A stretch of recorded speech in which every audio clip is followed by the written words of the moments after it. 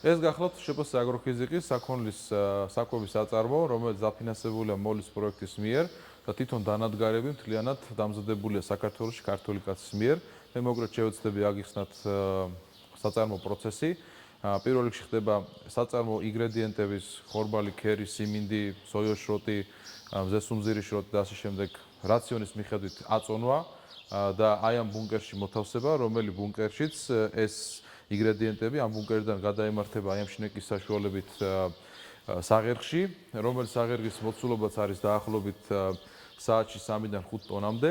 ეს საღერღი ისე არის დამზადებული, რომ მას ფაქტიურად არანაირი დანაკარგი არ აქვს, ტვერიც კი არ გამოდის აქედან და აქედან დაღერღილი მასა გადადის უკვე შნეკის საშუალებით საერთო ბუნკერში, საიდანაც ის თავსდება მიქსერში, რომელშიც დაახლოებით 3 წუთის განმავლობაში ხდება მისი შერევა.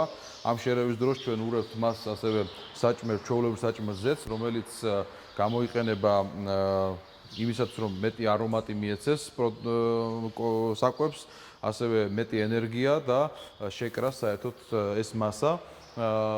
ხოლო აი ამ მიქსერის, აი ამ შნეკის საშუალებით ხდება შერევა უკვე ასე ვთქვათ, კონცენტრატების, ან იმ დამატებითი ელემენტების, ვიტამინების, რომელსაც ჩვენ საჭიროების შემთხვევაში რაციონში ვუმატებთ.